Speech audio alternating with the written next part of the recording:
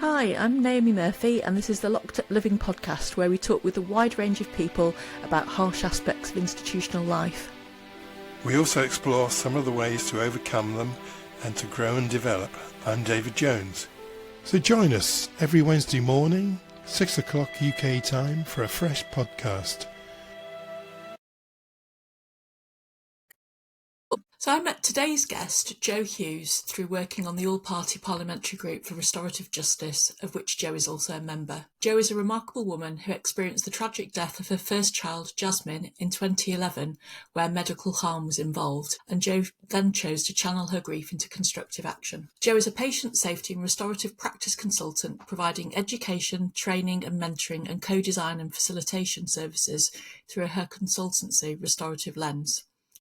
Jo has a passion for the application of restorative ethos, principles and practices within healthcare for supporting staff wellbeing, patient safety and quality and healing, learning and improving from harm.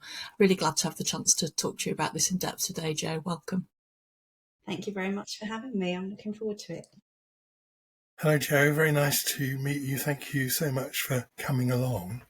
So your career is deeply steeped in restorative practice. How did this come to be such a passionate interest of yours? Well, I suppose it stems initially from my distressing experiences after losing Jasmine. The way things were approached in the aftermath of that tragedy made things a hell of a lot worse for me and the rest of my family. And I suppose, as you've described, the work that I've done ever since then enabled me to meet lots of other families who had had similar experiences and recognised that my experience wasn't a one-off and that this was common and typical. So I guess sort of thinking about the passion, it's always been about people, starting with me, then progressing to thinking about actually harm patients and families as a group. From there, work continued. I started to have much more opportunity to speak with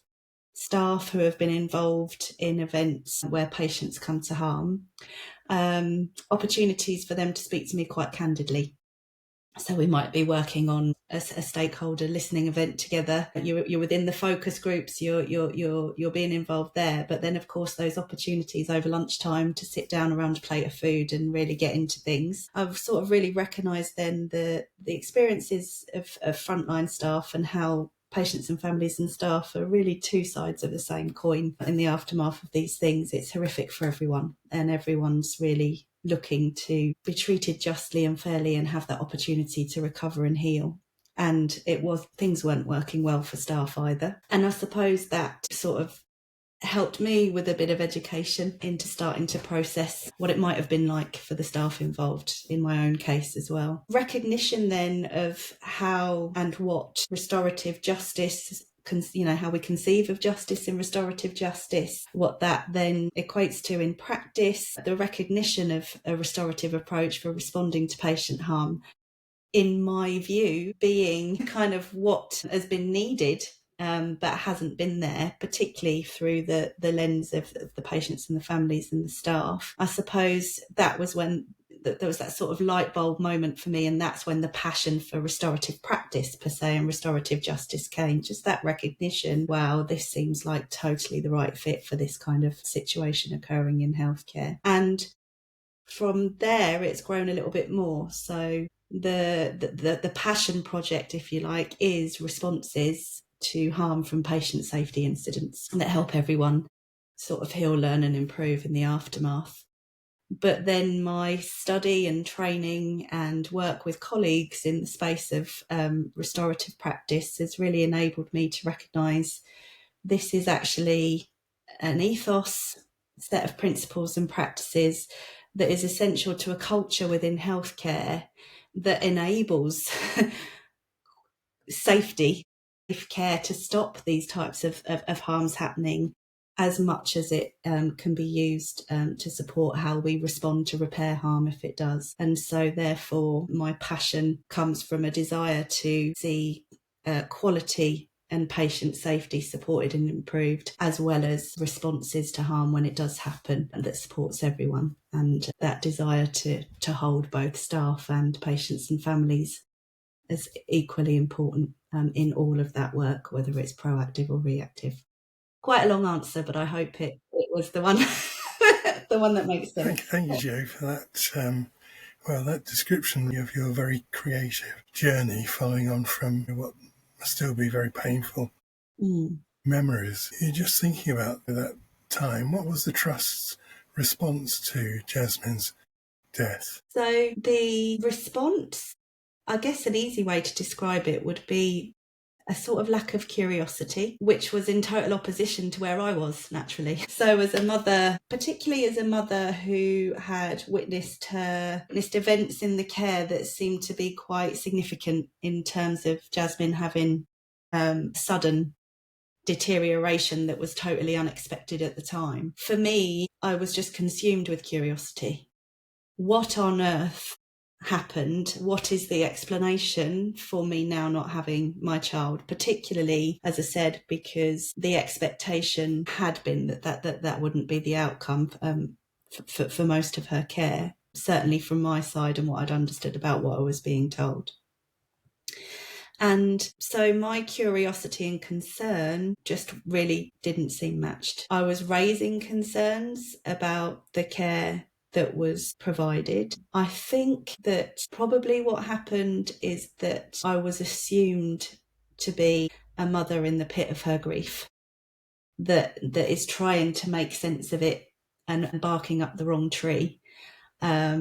And as a result, the efforts I made to meet with people quite soon after losing Jasmine and start asking questions and expressing that I think there's more to this than just she's had an illness and she's died. I think that things have gone horribly wrong that have led to that. I think there was a confidence amongst the doctors that I was talking to that wasn't the case.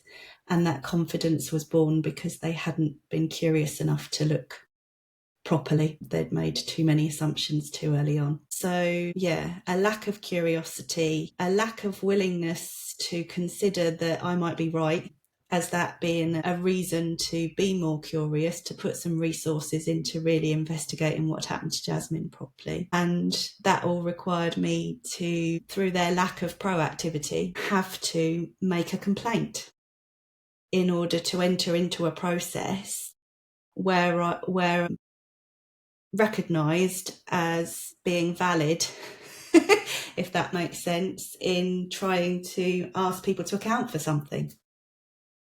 And I suppose that's the big shame that happened right at the beginning, that as soon as you went into a complaint process, particularly, this is back in 2011, you're in a sort of adversarial relationship, and the requirement of you through a complaints process is provide evidence of something that is a wrongdoing for which a response is required. Does that make sense to you? And that just made things very difficult, because it made me try and frame what it was that I was trying to express, which was all very difficult back then to articulate anyway, when you're in the pit of grief, what it is you're trying to reach for and need.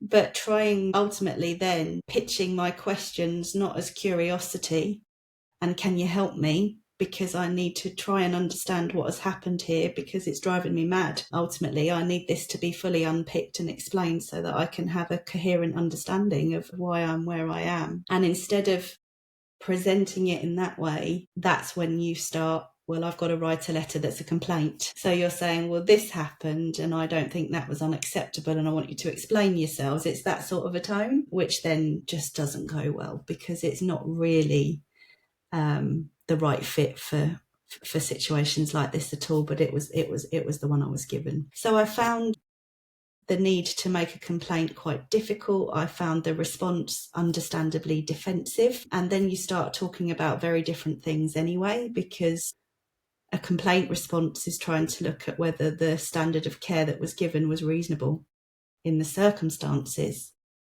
Whereas what I was trying to do was work out what had happened to my daughter and why. So you're already getting into situations where you just can't communicate and understand each other in and around the events that have occurred. And the processes are damaging to trust and relationships, just make things a whole lot worse. So it was very, very difficult for me to get at what I needed because processes weren't set up to support that, and mindsets weren't set up to match my curiosity and concern at the time. I guess that's a summary of it. That's a fascinating description on the way you put it, Joe. This absence of curiosity, which is a powerful psychological phenomenon, I think, because there clearly must be somewhere in their codes of practice a requirement to investigate practice that's wanting, unexpected deaths in particular. That lack of curiosity has become a kind of active part of the way they proceed, really. Yeah, and I suppose it's again, you've hit the nail on the head there, David, that it's expected practice. You spoke about investigations being in expected practice in response to a particular label or trigger. And so what you see often in responses to situations like this is that label or trigger met in order to warrant the investigation? And I think what happened for me is that Jasmine, I'm not going into all of the details of everything that happened to her, so I appreciate that your listeners don't have context, but to try and give a little bit of context, we'd had 3 weeks of her being investigated to try and understand what was causing some of the symptoms that she had, which were sort of neurological symptoms. So she had a lazy eye, she was wobbly on her legs. When she was trying to eat, she was missing her mouth, and she was very tired and sleepy a lot of the time. And at the end of that 3-week period, and during that 3 weeks, there were lots of things that we learned much later that could have sped that process up so that she had not been as poorly for so long. But even then, at the end of that 3-week process, the diagnosis was made and the plan was made to give her treatment. And we were asked to come in with her from home to hospital for the treatment, with the expectation that she would have 3 doses of this steroid,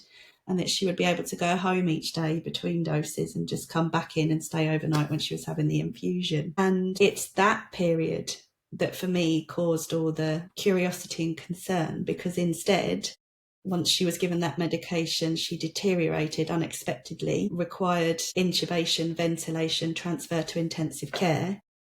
And then she spent 10 days in intensive care before she then passed away. But from the moment we got there, things were never good. And so for me, the concern was, 1, why did it take so long to get to the point of being given the treatment? And 2, when she was given the treatment, given what was expected, why did she then go off and end up in intensive care? But going back to the point I was making, the criteria for an investigation, an unexpected death, by the time she'd had 10 days on intensive care, her death wasn't unexpected. So you can see how criteria and process can get in the way sometimes of people being curious. And you can see how that happens given pressures on time and resource and everything else, that you would be potentially not looking for something to meet the criteria if at first glance it looks like it doesn't. Does that make sense?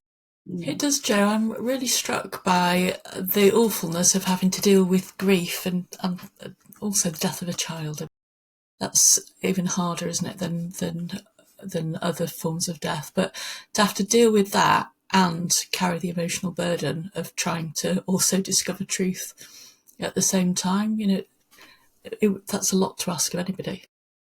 Yeah, and I think it's recognising, isn't it? So it's recognising the trauma that comes with trying to make sense of something, believing that you're reliant on others to enable you to do that, and that those others aren't committed to doing what you need. And I think that's what I recognised, and what terrified me was that I needed people to give me the time that this would need to do it properly so that I would get the information I needed. And that wasn't seen as necessary or a good use of resources. And then you're left in a position of, well, who else? And so I've already explained about the complaint situation and the sort of the style and the tone that forced. And my other option at that time, when I didn't feel that I was going to get any voluntary response, was to recognise that I felt I needed a lawyer. And I suppose it was going to a lawyer that did a few things for me. It validated my curiosity and concern. Somebody else said, yes, absolutely, this does need looking at. And that was a relief, because the experience up until that point was almost a little bit like gaslighting. Am I going crazy? You know, why is nobody else seeing this or worrying about this? So yeah, it was a form of trauma to have those unanswered questions, and I needed a response that was going to ease that suffering, and I would have liked to have had it voluntarily. And when that wasn't the case, I had to find other ways to try and achieve that in order to have any sense of sort of well-being and quality of life going forward, really. I mean, it sounds like an overstatement perhaps, but it's really true. It just dominated everything. Thank you, Jo. Well, you must be something of a fighter, really, because you went through that obviously demoralising experience of not getting a response and decided to make a complaint. And I mean, I'm just sort of sidelined remembering that Naomi and I have spoken to quite a number of lawyers in the course of these, and we've been pleasantly surprised, I think, by how often they can be extremely clear thinking and guide people very sensitively through challenging situations. Once you'd got to the point of making the complaint, how did you find that? How did you respond to that process? Because I mean, my experience, and I think Naomi's is as well, that sometimes the opposition, as they become, suddenly find an awful lot of money and resources to line up against you. What was your experience like? So my experience of the trust's complaint process was weeks and weeks and weeks of waiting for responses to my questions, and then getting letters that didn't really get to the essence of what I was asking, that were just very, very frustrating and demoralising and damaging, actually, to read. My experience of the legal process, in a nutshell, it took 7 years, at the end of which the insurer for the trust's NHS resolution settled our claim without either trust choosing to acknowledge liability. And I don't think I really understood at the time fully, even after that 7 years, with the clarity that I do now, that I was never actually concerned or interested in liability. And that was not what I was seeking to achieve, but it was all that was on offer as a mechanism in terms of what the legal process and what the lawyer's job was. And for your listeners, that might be confusing, but it's the difference between being able to explain that care has gone wrong, resulting in harm to your child, and give you a really clear explanation of all of the reasons why it's gone wrong. And that's different to having to acknowledge that set of circumstances is a tort in law, a civil liability. I hope that makes a little bit of sense in terms of the clarification. So the situation that I found myself in essentially is that we hadn't done the groundwork to understand exactly what had happened to Jasmine and what precisely had happened in her care, what had gone wrong, and if it had, what were all the reasons for that. We hadn't done that bit. So we were on to was or was this not a tort in law before having done that groundwork together. Do you see what I mean? So had we done that first process, would I have needed to then enter into a dispute with the trust over whether or not it qualified as a tort? I'm not sure. But the process before that was the one I so desperately needed. And the tort liability discussions and disagreements, and at the end of it, no real agreement at the end anyway, didn't answer still what actually happened to Jasmine and what were all the reasons for that, so that we can at least give her some dignity and me some peace and move forward, having used it to learn for for future safety. So it was again the process that's on offer, but not the right fit for our needs as a family.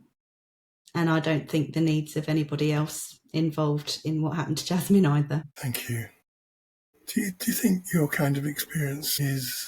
So I think in 2011, it was almost inevitable, probably, in the circumstances that I was in, where it's not barn door obvious this is an unexpected outcome, with the outcome being the death. I think that my experiences of what I believe to be a risk management response, whereby as soon as this had happened to my daughter, it was me that was on the risk register. What might she do in response to this that could be damaging to our reputation or could result in us having legal liability? And what is our strategy for defence against that risk? I think that was certainly common back then as the view and the actions that sort of followed for people. That's so offensive. It is, but you can recognise where it comes from and how it happens. For me, it's a sense of almost a lost identity, and it's something that I'm working on with my work on a harm patient pathway, which is we have to respond to these events in ways that is becoming of the healthcare industry, that says this has caused suffering, who's suffering, how are they suffering, and how do we ease that suffering and help people to achieve well-being again. That's the identity and values of the NHS, isn't it? But I think that risk management thinking was and still is quite prevalent, and that's what we need to change, where the patient and family become one of the risks to be managed. That's what makes that sort of experience of defensiveness, thinking about how to carefully manage communication with families because there might be a claim and we don't want to prejudice all of those things. I think we've had the duty of candour introduced in 2014, statutory obligation on organisations to be open and honest with patients and families if they come to harm. A huge amount of work has gone into the patient safety incident response framework that now all trusts have adopted, which, if that is done well, will make a huge difference to the experiences of patients and families, because in particular there's a real emphasis on proper engagement with patients and families, listening to their voice, addressing the epistemic injustice that has prevailed, whereby the voice and the opinions of patients and families isn't given as much weight as others. So there's a huge amount of work that's been done that would really turn things around. And I know that there's commitment amongst all the people that I've trained in relation to PSIRF, the Patient Safety Incident Response Framework, to achieve its aims. So I'd like to think it'd be a lot less common now. However, I'm sad to say that even last week I've been contacted to support a family who has had a really similar experience of lack of curiosity and sort of patronising reassurance that the care was okay, and it's just one of those things over an event of a loss of their daughter that happened in 2024. There is great hope, great change, huge impact from patient safety incident responses. Are we there yet in terms of every family having the experience they deserve? I don't think so. But I think there is commitment to change, and that it will happen over time. These things, unfortunately, just never happen quite quickly enough for the staff and the families that are suffering, do they? It's good to hear that you can hold hope. I guess listening to you reminds me of, David and I have had many conversations with whistleblowers, which you and I have also spoken about, Jo, that somehow the speaking up when it exposes something that the trust feels a sense of shame over sort of pivots round, and then the person who's doing the speaking up somehow is left looking like the perpetrator of harm in some way. You're on the risk register as a liability for the trust rather than the trust actually thinking about their own practices and maybe examining the case, has got useful information for other patients and for them as an organisation, not just for you, and having justice for your own daughter.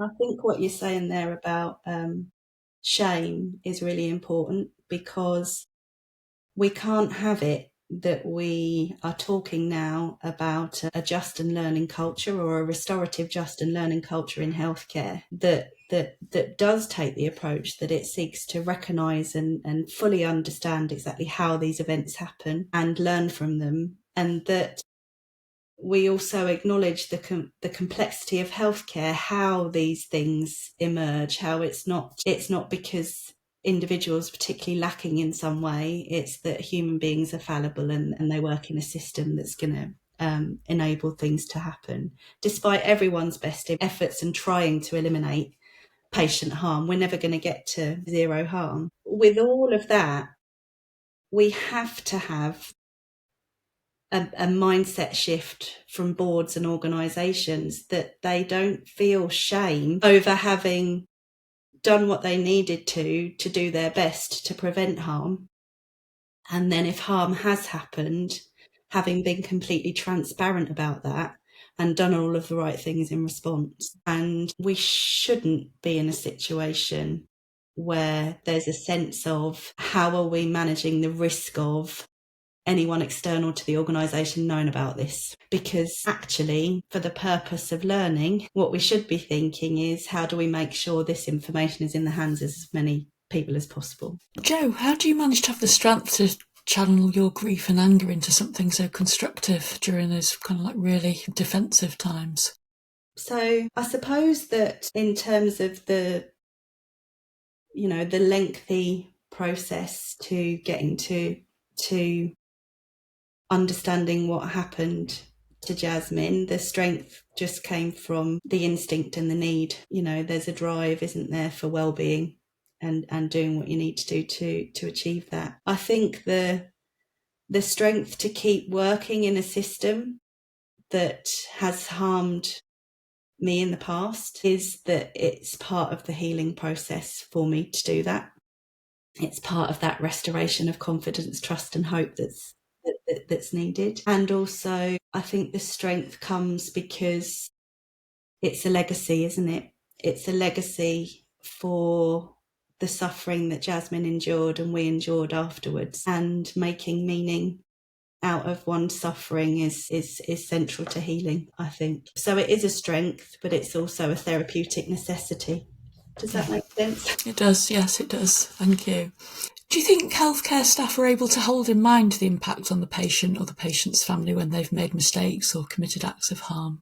Yeah, well, yes and no. So it's one of my concerns with the focus on learning from harm, that there's a possibility of losing sight of what you've just described, what the impacts have been for people, and any sense of obligation to really sit with and witness those impacts and respond to those in ways that help people heal. So there is a danger, isn't there, with the shift that we've had to recognising how these events occur, how we're never going to eliminate them fully. Despite our best efforts, we keep trying our hardest, but when they do, the obligation is to use them to learn from. That we could be giving a bit of a message to somebody like me that their child has been reduced really to fodder for the system of learning. They're for system improvement work. And so this is where I think the restorative justice, restorative practice really kicks in to give balance to a response that enables learning, but it also dignifies everyone and enables healing as well. So I think that there is a danger of, if all the focus is on learning, that the impacts might not be so readily seen and thought about and responded to.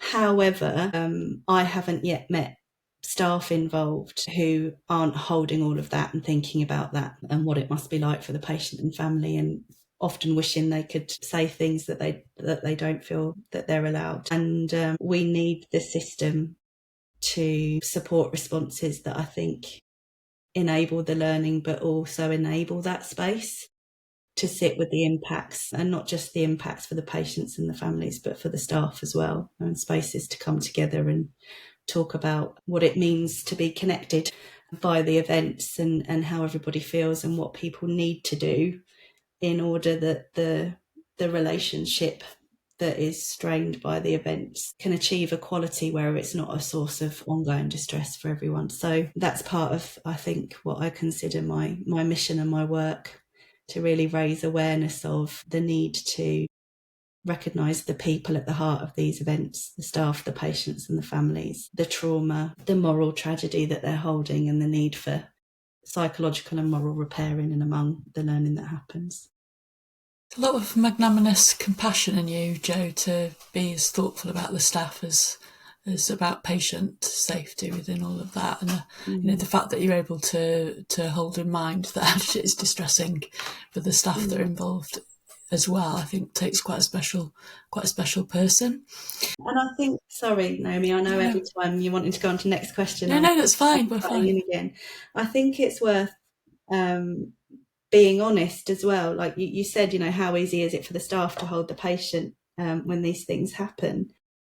I think the initial response for a staff member probably is first and foremost the stomach churn of, oh my goodness, what's happened, and have I done anything wrong, and what is that going to mean for me? And that is understandable. And I think equally we need to understand for the patients and families, their first thought is probably not going to be, how is this affecting the poor staff involved? And that wasn't the case for me at the beginning. But I think, again, this is where restorative approaches are so necessary, that we hold people where they are and support them through their own processes first of what they're needing to process, in order to be able to get to a point that they can start to think or witness the other and move on to some of those healing processes that might be necessary, that only each other can do for them in the aftermath. Yes. Jo, can you tell us about Restorative Lens and the work that you do?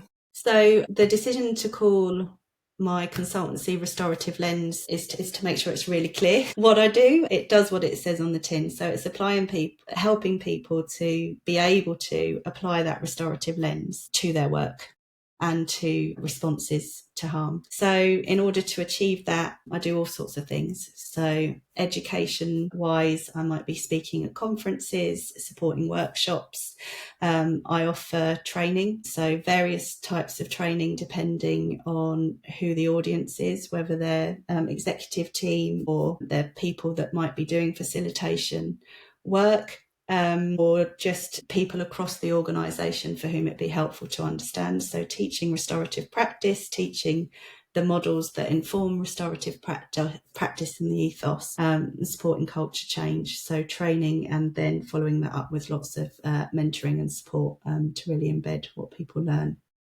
And then I also do facilitation work. So where there are specific areas of harm or conflict that people need external support with, I will co-design and then facilitate restorative processes to achieve healing where we can. Probably also worth adding that although we're not asking you directly about pieces of research today, that you have been involved in research around restorative practices as well. Yeah, so there are papers, so I think it was 2022, I was Humanising Harm, using restorative approaches came out. That was led by Jo Whaling. I was co-author on that.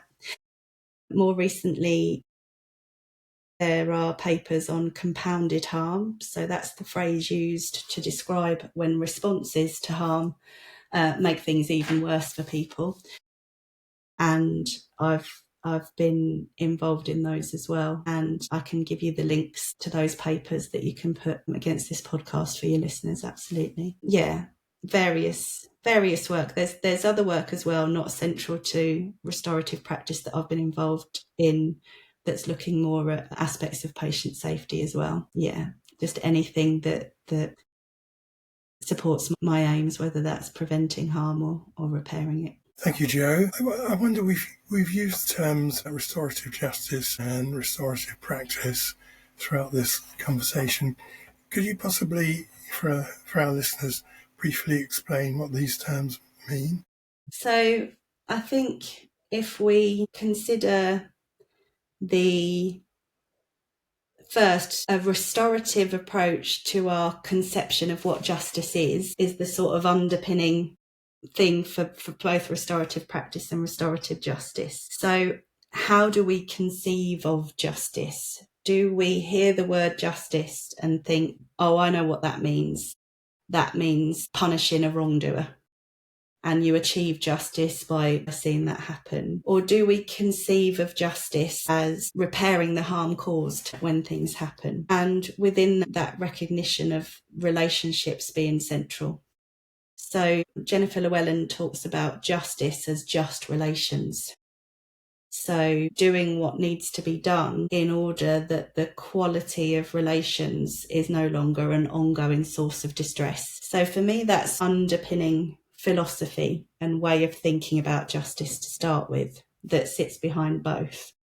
So restorative practice include in that all of the things that I've mentioned today. So for example, if we are using restorative practice, we don't just look at, well, what did the person do? We're curious about what led to that and what we could do to transform the conditions that led to that. We think about shame and avoiding shame in, avoiding shaming people in the approach that we take, but also recognizing where shame is there. And supporting people to lay it down for their own well-being. Restorative practice is thinking about not doing to people, but working with them, collaboratively and inclusively. It is being trauma-informed. I'm not going to give a whole training session now, but for me, restorative practice is understanding the models for how you can achieve just relations, whether that's because you're wanting to build them and maintain them or repair them when they're harmed, and practicing presenting in the ways that enable that. Restorative justice to me is something slightly different, because that's where we've got an event that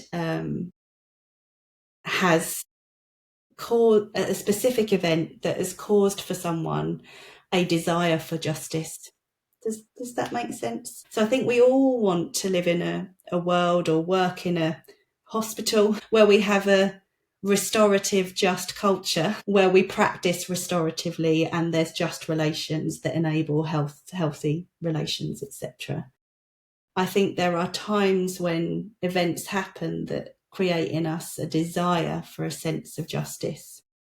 And so in those situations, restorative justice is the approaches, the things that are needed to enable a restoration of well-being, a restoration of trust, and a restoration to the relationships that have been strained by that event, where that strain is an ongoing source of distress, to that quality where actually it isn't that source of distress anymore.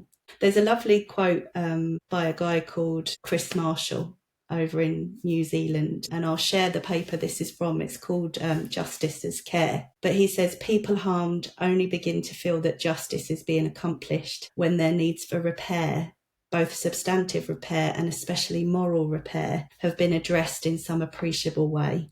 As well as truth-telling and accountability, they crave recovery. And all three requirements feed a primitive drive for a justice that restores their well-being. And I think that really speaks to what it means to me and the essence of what I try and teach to others. Thank you. Yeah, I really appreciate that phrase of moral repair. Do you think there's enough of it in the health services? So I don't at the moment. And I think the reasons for that, again, is the focus on learning in response to harm, which I absolutely want to make clear. I don't disagree with that. Everything that I spoke about in terms of my initial yearning and needs in the aftermath of what happened to Jasmine is served by that focus on, how do we explain and learn. But the requirement under the sort of patient safety agenda, in terms of how you take the event and how you shape it up and box it and frame it to inform the response, is to take something like what happened to me, what Suzanne Shale would call a moral tragedy, and instead frame it as an adverse event or a patient safety incident, which is quite a neutral term, and literally just seek to take quite a technical approach, if you like. It's quite a scientific and technical approach to understanding what's happened and what can we address. And that doesn't require, does it, a process of thinking about what are the morally relevant facts of what's happened, which is about being able to hold in your moral swim lane, as I would describe it, the fact that we might have, in my case, the death of Jasmine as a sometimes sadly inevitable consequence of healthcare and the fallibility of the individuals and their interactions with a complex system. We might describe it like that. And that is true. And that's a necessary framing and thinking for appropriate, just and learning response to the causes of the event. But it's also true that the public place confidence in the system and trust in the people and hope that harm won't happen. And an expectation, actually, a normal moral expectation that you won't be harmed in healthcare. And that normal expectation is our moral fabric, isn't it? And so we need something that can sit alongside the technical approach that can address that. And this is where I see people running into difficulty at the moment with responses, because it's been interesting actually where we're developing a harm patient pathway that is about describing what people need to heal. And so in essence, it's supporting the process of moral repair.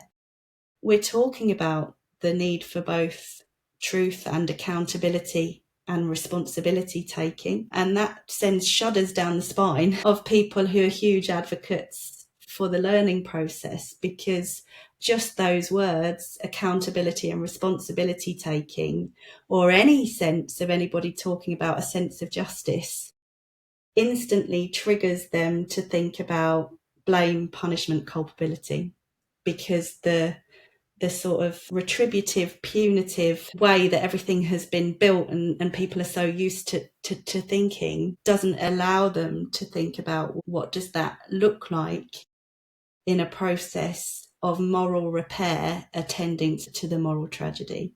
So what do I mean by that? I mean that, to be accountable is to acknowledge that the patient and the family has a valid right to ask people to account to them for the care that they gave or how the system failed.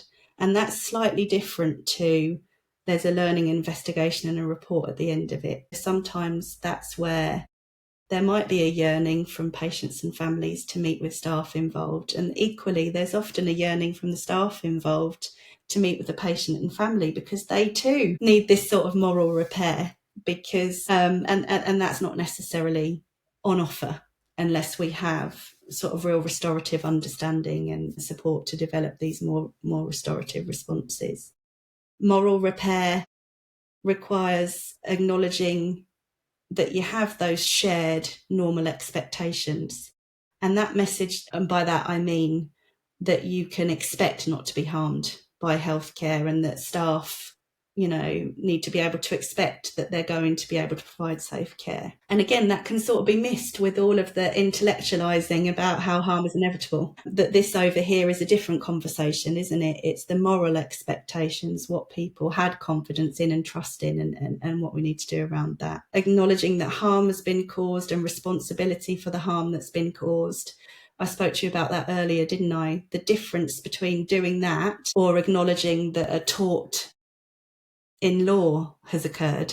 But often people hear the requirement to acknowledge responsibility, take responsibility, and they either hear that means I'm being blamed and made culpable for something that it's not fair that for me to be asked to take responsibility for, given the complexity of the system and how this emerged.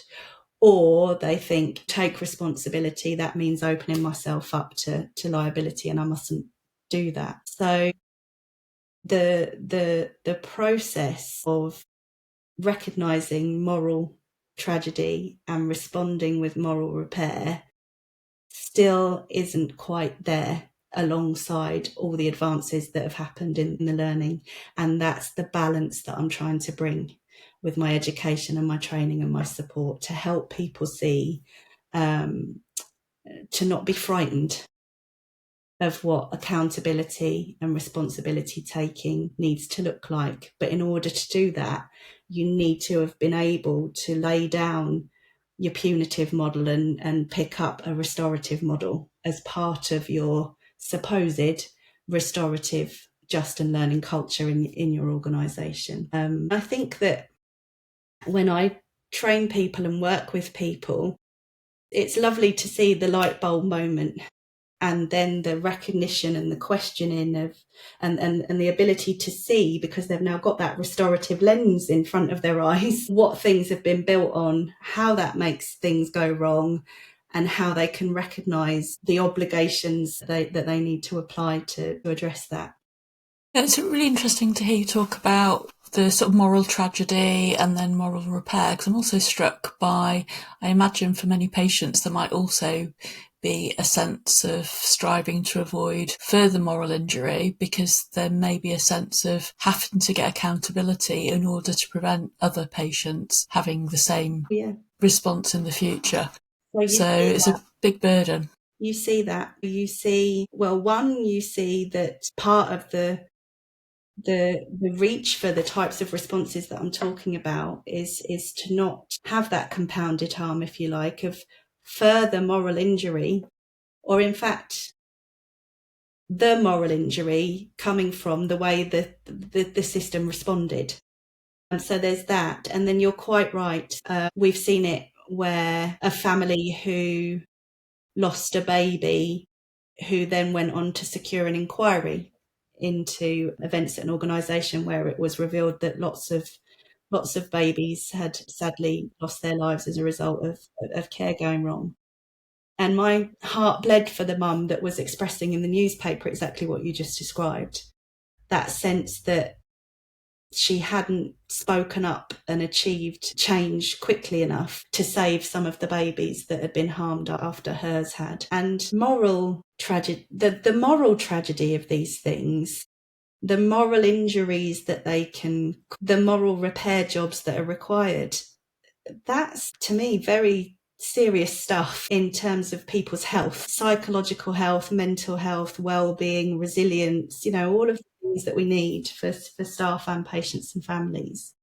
So it strikes me that it's a obligation of our NHS in its duty of care to us all, staff and patients and families, to get good at understanding it and what needs to be done in the aftermath and doing it, and recognising that that doesn't threaten the just and learning approach being taken through PSERF in any way at all. And that's something that I'm just so passionate about helping everyone in the NHS achieve.